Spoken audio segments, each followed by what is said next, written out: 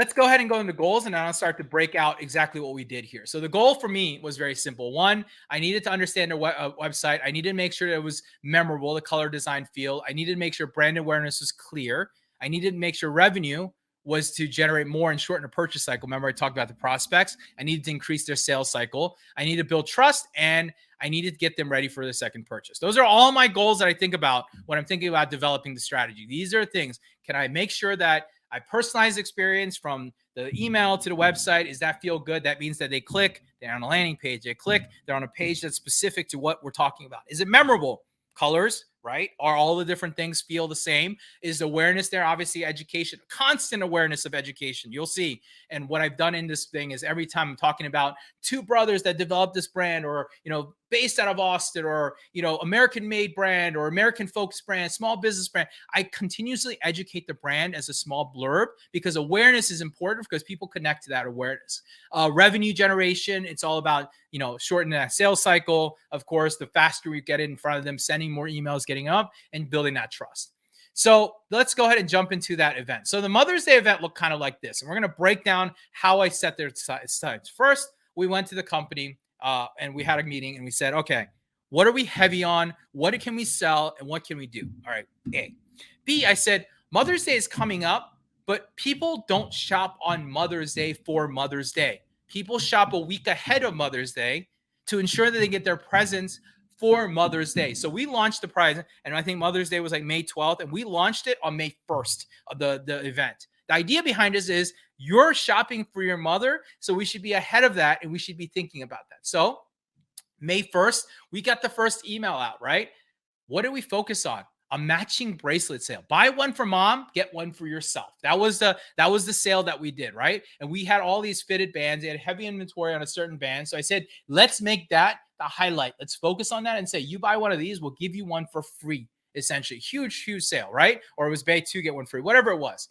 You email Mother's Day, you ship, shipping guarantee. What's the most important thing we're thinking about? Mother's Day, right? So we made sure, and then I split it off into three different subsections of emails. All three people got a different email in this. Prospects and customers and VIPs, they got a different email as we went through this, because I needed to track and understand their history, right? Then the second day, notice something I did. I talked about more Mother's Day stuff. What does it help you do? But I did not email the customers that second day. I only emailed the prospects, because I'm looking to make them customers, right?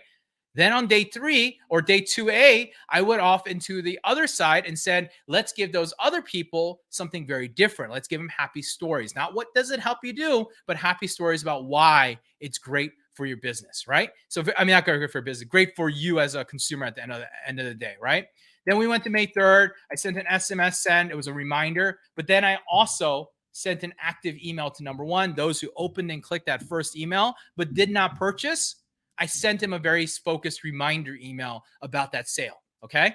Then we went to May 5th, and we went into the final countdown. I know Mother's Day is not till May 14th or 13th, I think it was, but the reality was I need to get ahead of them and tell them the countdown is now, because the end of shipping is now. And if you want this for time, you need to go after it. So May 5th, I'm sending an email. I'm splitting up to three different segments of people, and I'm focused on giving them that different message. Then on May 7th, I'm sending them another SMS and email and letting them know they've got 24 hours left. And I focused on those who are active in the emails 1 and 2 or SMS, did not buy and did not have a cart. Again, look how I'm starting to tighten it down. What you've noticed is I throw the net and I start tightening down as the sale is going on. So you're not over messaging the people that don't want the messaging. You're focusing on the people that are engaging with you ultimately, right? And then we go to May 8th, which is the last day. In the email, the last day, I sent an email out in the morning saying, this is the last day. You've got to make the thing. And then we followed it up with the same on the May 8th again. I know you're probably thinking, wow, you're messaging a lot. But again, it's super focused.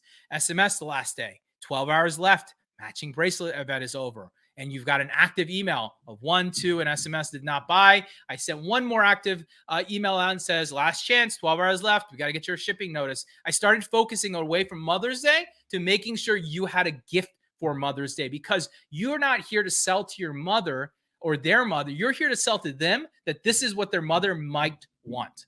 And we all know as sons or daughters, sometimes we're pretty terrible at buying gifts. Sometimes someone just telling us something will do it. And I knew that, right? I'm a buyer. If my wife had needed an Apple Watch, man, I would have been like, what a great idea. And that was kind of the theory we took around that, right?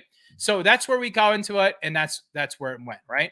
And so that allowed us to understand the audience a lot. We did really well on that sale. It created a lot of interesting understanding, but the big clarity was by separating them, they had the best revenue week of their month. And by May 8th, we had done more revenue by May 8th almost than we did the entire month of April with this one sale.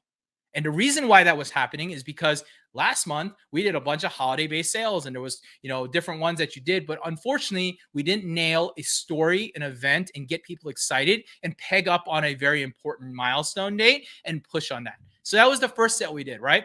So May 8th, we finished off and we said, all right, we've done great. We've created revenue. Now we've done basically what you did last month. Let's start making some more money. Well, the next one was all about storytelling. Well, I wanted to go out and say, well, what can we do now? And they said, hey, Jimmy, we've got our 7-year anniversary. It's our birthday. And I said, well, perfect. We're going to have a birthday sale. So on May 12th, now remember here, May 8th, so 4 days later, on May 12th, we dropped that direct response style email. Very disruptive from what they just had. They just had Mother's Day for 8 days. They had quietness for a couple of days. And now today, what do they have? They're now on direct response, right? I dropped them a direct response May 12th, told them a story about, Braxley, how we got there, what we did, yada, yada, yada. And then I put them together and separated them, prospect customers and VIP, because I knew that each one of them have a different response. And I split tested, of course, all of those different split tests there. And then I said, all right, May 12th, we have direct response style. Then I introduced on May 13th a mystery box hero sales send. And I only hit him with the prospects. And this was the best prospect send that we ever did so far. And what I found really interesting was twofold. One, people just love mystery boxes. But number two, what was even more interesting was the fact that that the prospects reacted so well to that, and it created a lot of sales, but it also created other sales. What that told me was I had to wake the prospects up. They weren't listening. So I had to try something else. That also tells me the direct response on the prospects might have not worked as well as a sale there, right? Then on May 14th, we continued on. We had a mystery hero box send. We sent it to people who did not click or purchase in the last 3 campaigns. So we really focused on the people, we had the prospects and then the customers who did not click or purchase. We got really, really focused on what that might look like. And then on May 17th, we dropped an SMS, last chance. Oh, there we go. May 15th, we dropped another direct response piece. This time, a typical different direct response. It's a 7-year story. So I talked about the 7-year story. Here's the product line. Here's how we evolved. Here's the commitment of the company and so forth. Then we jumped into May 17th, sent an SMS. And then the 17th, last call, sales ending, get through it. And we only focused on the engaged audience. You guys see that? Like what I've done there as I go through this is each time from May 12th, 1, 2, 3, 4, 5, 6, 1, 2, 3, 4, 5, 6, right? 6 days, 12th to the 17th, 5 days, 6 days period. We basically pushed really hard and created a ton of sales behind it. Now at this point, we're creating a lot of sales, things were working, and it worked really well. And the big key for this one was the unique landing page that we built. The landing page just being like, here's our 7-year anniversary sale. Just check out all our crazy sales that we have going on. It was a reinforcement of the email that they're receiving anyways, but people love to feel like they're on a certain focus page of sales. And that's where we think about, right? So the revenue focus we took, and what it ultimately did was it took it from 10% of revenue generated through email and SMS to 36% plus. Now I'm going to break down more of those numbers in a second here. But think about what we really did with these revenue focus changes, right? We took a brand that was, let's just use a simple number. If you're making $100,000 a month, 10,000 to 36,000. That's a pretty significant lift for a business, right? But it wasn't that we put so much more energy, time, and effort into it. It was the fact that we wrapped strategy around the entire picture that created this motion, right? That's 3 times more effective. In fact, if you look at the actual dollars and cents, remember these earlier, right? And again, let me go back to this because this is totally wrong here. Let me put that here because that wouldn't make sense here. Let me go back to slideshow. Perfect. All right. So 0.005 here. This was earlier. Well, take a look at this. I'm just going to use those 7 emails. That first sale that we did, the Mother's Day sale only I took. And I took that information, and this was our difference in numbers, right? Notice the immediate increases. First of all, because I average them over 7, because it's strategic. These emails all work together as opposed to these 4 emails that had no connection between each other, which is why I have to look at them separately. Here, I took an event strategy and I looked at all those emails and I said, let me bring all those 7 emails together and look at what those did together. The average open rate was 73%. Great open rate, right? I know it's not always real, but it's a trend. It's showing me that things will work. More importantly, look at my click-through rate. Look how many more people I was getting able to engage. I'm not going to make miracles here, guys, but I'm going to be able to make big impactful changes. So I was able to essentially double their average click-through rate, but their biggest thing was here they were making 0.002, 0.005, 0.001, 0.002, and increase them to a penny a subscriber. Think about how much of a difference. In fact, 0.002 to 0.0124 is a 500% increase per subscriber value. That's a lot.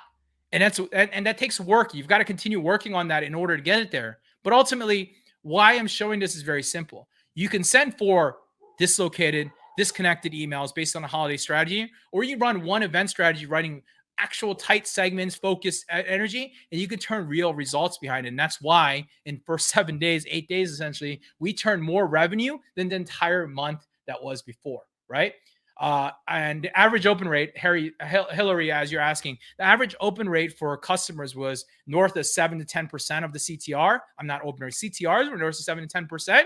My prospect group, I was just trying to get to 2%. My goal is to try to get prospect group 2%. I usually hovered around 0.9 to 1.1, 1.2 is where I hovered, but the CTR of the customers was super high, which helped me kind of split it up. Now, remember, these were also on top getting all those, but what I did was I split them out and I looked at it and really understanding what it was. But this was the overall with both blended, all your emails blended to your actual clicks, to your actual output. I blended all the data together, which is where we got this number.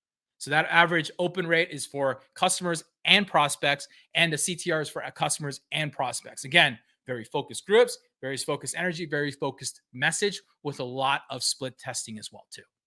All right. That's a 520% increase. So the unique learnings I really learned from a lot of these things, and they're not really as unique to me that I knew them. It was just that I continue to understand these things. It's where I sharpen my knife and understand where it comes. So number one thing, cashback versus discount versus buy one, get one free. God, this was such an interesting debate that we had within their brand because they had all 3 of them that we've been talking about. Here's what I learned, and I'm going to tell you guys, and SaaS companies might hate me for this, and unfortunately, I'm just going to tell you the truth about it, but cashback didn't work. People don't latch on to cashback the same way they latch on to discount.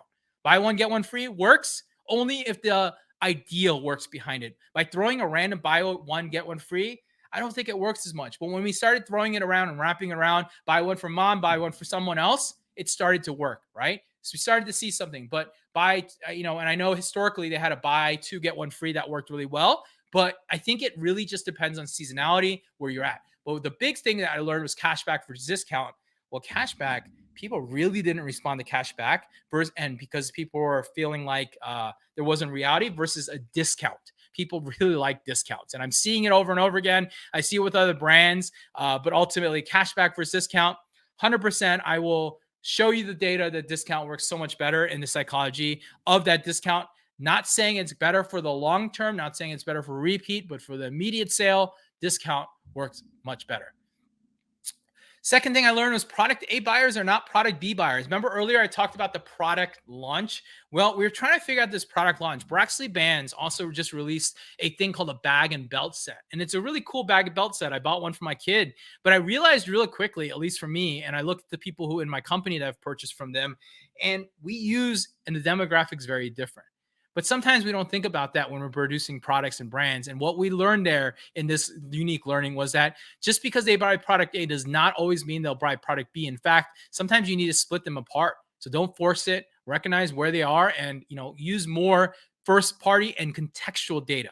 So one of the things that I did was, hey, maybe I just need to see how many people click on bags versus belts, or bags versus what's it called again? Bands, right? And I started to put different tests into place, and I started tagging different things. And I quickly realized that most band people don't click on bags. They're just not interested. It wasn't the same thing. So I needed to stop forcing that sale. And third is use SMS to support sales, not to lead. We tried leading with it. The reality is supporting sales is really where the magic happened. And what I'm talking about is, you know, telling someone that not like that a sale has started, but telling people that the sale is going on, telling people the sale is expiring, telling people they have a certain amount of time left, time based, sensitive, right? SMS is a real time channel. It happens while a person is doing anything. And so it's important for you to support your sale, not lead with it. It's a closing tool ultimately. And the more I use it as a closing tool, the more effective it was getting as a closing tool as well too. So there's some of the unique learnings I learned.